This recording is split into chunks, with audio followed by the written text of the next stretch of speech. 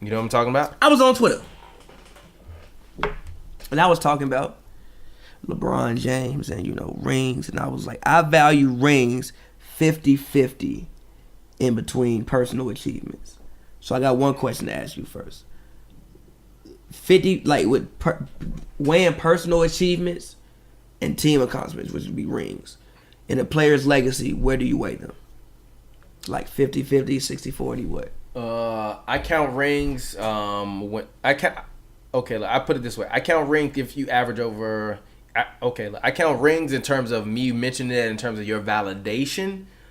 Only if you average over 15 points per game in the finals. If you didn't, then I don't care. What if you never made the finals? If you never made a finals, and there's another person that's averaged over 15 points a game in the finals, or had some big finals moments, or had a bunch of big finals moments, or been in the finals more than a couple times, like I can't really, personally, I can't take you over them. And by my own criteria, say how you weigh it. Just say how you weigh it. Like what was 50-50 is finals and personal achievements, 80-20 finals. Like what? I rank it 65-45 personal achievements, 45% playoff.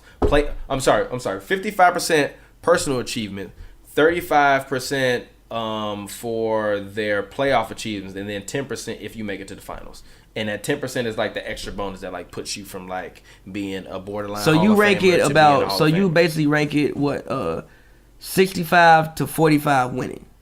So winning. No. Personal stats 65, and then 35. I'm sorry. Personal stats 55, and then 45 for everything else that involves the playoffs. The playoffs matter to me. All right. Okay. I don't play any game won to lose. Okay. So by that barometer, like you can be a great player, but if you don't perform in the playoffs, then like it don't really matter to me. And if you don't perform in the finals, right? Like let's say you need an 80 to get into the Hall of Fame for me. If you don't pass that 80 and you have 55 as a personal stat, but your playoffs, you didn't get to the Western Conference Finals, you had a 75, my friend. You're not getting in the Hall of Fame, Chris Paul. You're not getting in the Hall of Fame, Chris Paul. Fair.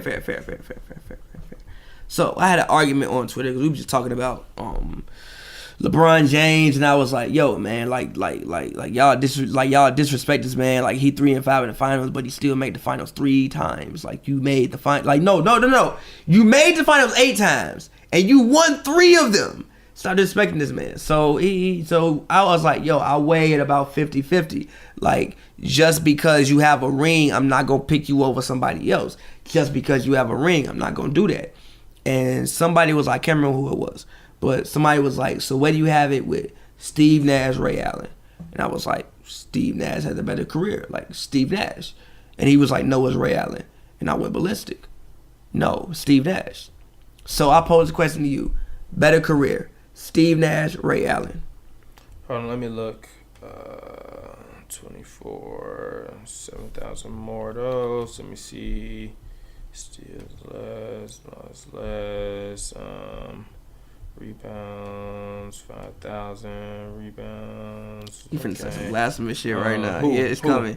It's coming. I'm not finna say nothing blasphemous. It's coming. 39. It's coming. Of those. Okay, it's coming. A bunch more of those. It's coming. No, I'm not finna say nothing blasphemous. If I have to choose between Ray Allen and Steve Nash, because you the one that said you pick Steve Nash over Ray Allen, I think you're ridiculous. I pick Steve Nash. love Steve Nash. I love Steve Nash. But I'm not taking Steve Nash over a 2-time champion. 2 MVPs. And Ray Allen. 2 MVPs. Ray Allen. 2 MVPs. Ray Allen showed up. The man got 2 MVPs, You said you take Chris Paul over him, and Chris Paul ain't got 2 MVPs, so what's your point? Chris Paul a better player. No, he's not. Chris Paul a better player than fucking Ray Allen. No. Yes. No. Bro, what are the records of Ray Allen led teams? Led teams. The Bucks teams, I would argue with you to hell. Did they make it to the conference finals versus the Sixers? Glenn Robinson the best player on that team, not Ray Allen. He's still on the team. What the fuck does that mean? He was still on the team. And actually, Ray Allen averaged 25 that entire playoffs. He averaged 25, 6 assists, 4 rebounds a game, shooting 47% from the field and 47% from the three. Shut the fuck up with that bullshit. What Glenn Robinson I don't want to hear about no Glenn Robinson. Ray Allen showed up. Ray Allen showed up. Ray Allen showed up. What Glenn Robinson average? Ray Allen showed up. What Glenn Robinson average? Ray Allen showed up. Okay, that's cool.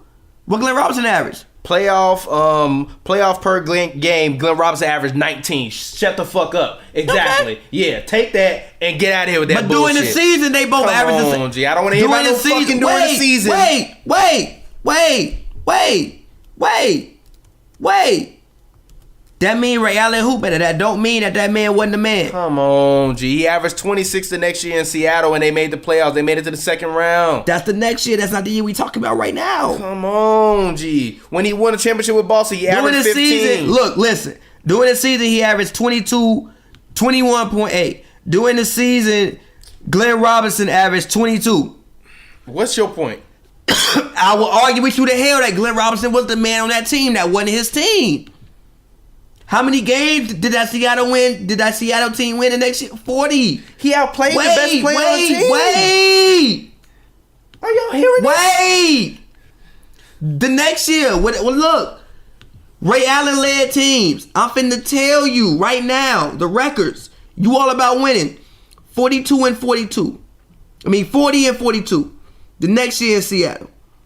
He played a half a year that year. Next year in Seattle. He played 59 games. See what the record is, right? My bad. Come on, G. Stop with this bullshit. The next year. It's right here. 37 and 45. The next year. You moving hella slow. 52 and 30. The next year. No, 52 and 30 bad all of a sudden? Oh, wait. We talking about Steve Nash, though. The next year. 31 and 51. Then you were traded in the offseason.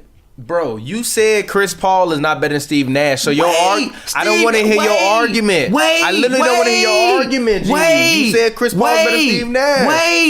Wait.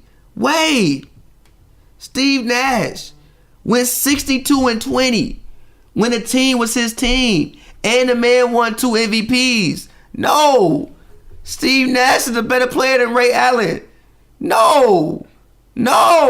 Steve Nash has a better career. He has 2 MVPs. Where are Ray Allen's MVPs? Even though I'm writing an article about MVPs, I don't know if Steve Nash deserved any of his MVPs. But he still should. Wait. But look, listen.